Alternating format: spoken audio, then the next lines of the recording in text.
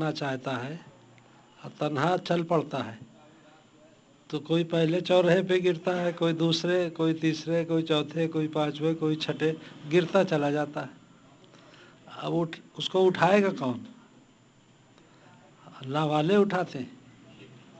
لہذا ان کی راہبری اور ان کی غلامی انتہائی ضروری ہے۔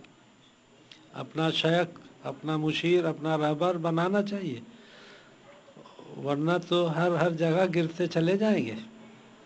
شاہ وصی اللہ صاحب رحمۃ اللہ نے فرمایا، میں نے طے کی ہے اس طرح سے منزلیں، گر پڑے، گر کر اٹھے، اٹھ کر چلے۔ کیوں؟ ان کے کوئی رہبر تھے، حضرت حکیم الامت رحمۃ اللہ علیہ، شاہ وصی اللہ صاحب رحمۃ اللہ علیہ کے شیخ تھے، مجدد زمانہ، علامہ وقت۔ اتنا بڑا سلسلہ، اتنا بڑا تعلق تھا، تو گرنے کے بعد کیا سنبھلیں گے نہیں؟ یہ ہے کہ اللہ والوں سے خطا نہیں ہوتی، برائے نام کبھی ہوتی ہے، انجانے میں ہوتی ہے، وہ بات تو الگ ہے، لیکن اگر ہو جاتی ہے تو اس قدر روتے ہیں اللہ سے کہ سجدہ گاہ کو آنسوؤں سے بھگو دیتے ہیں۔ یہ فرق ہے ہم میں اور اللہ والوں میں۔ اور ان کی دل کی آواز کیا ہے؟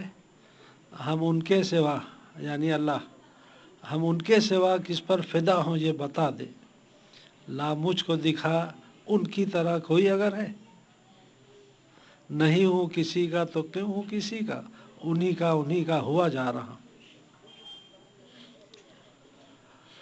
اور جب اللہ تعالیٰ کی محبت کا درد حاصل ہوتا ہے تو وہ پھر کہتے ہیں، کوئی کانٹا چبھے اور ٹوٹ جائے، اسی کا نام ہے درد محبت۔ ایک بجلی سے پہلے کوندی، اس کے آگے خبر نہیں تھی، جو پہلو کو دیکھتا ہوں تو دل نہیں ہے جگر نہیں۔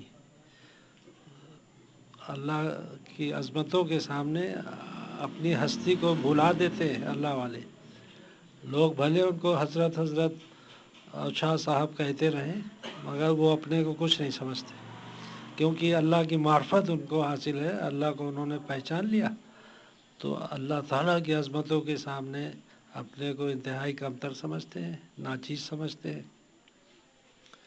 اور جس نے اپنی قیمت لگائی کہ میں فلاں ہوں، میں بہت اللہ اللہ کرتا ہوں، تو اس نے تو اپنی قیمت گرا دیا، خود بینی میں مبتلا ہو گیا، اپنی قیمت خود لگا رہا ہے۔ ایک گاؤں میں کوئی اللہ والے رہتے تھے، تو انہوں نے بستی والوں سے کہا کہ اب ہم ابدال ہو گئے ہیں۔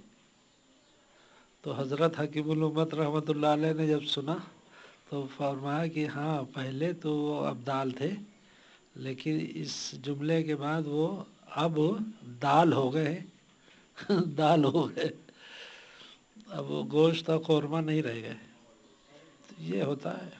ایک حاجی صاحب تھے، انہوں نے 2 حج کیا تھا، تو جب ان کے ہاں کوئی مہمان آئے تو اپنے خادم سے کہتے ہیں کہ ان کے لیے پانی لے آئے گلاس، اس سراہی سے لانا جو دوسرے حج میں ہم لے کے آئے تھے۔ تو حکیم الامت رحمۃ اللہ نے فرمایا کہ اس ظالم نے اپنا دونوں حج ضائع کر دیا۔ تو اللہ والے ہیں جو بہت باریک نگاہ رکھتے ہیں، نفس کی چوری کو اور شیطان کے اغوا کو فوراً سمجھ جاتے ہیں اور مخلوق کو آگاہ فرماتے ہیں۔ حضرت نے فرمایا کہ جیسے نیکی کا کمانا انتہائی ضروری ہے، ویسے اس کا بچانا بھی انتہائی ضروری، ورنہ ایک طرف ثواب کما رہے ہیں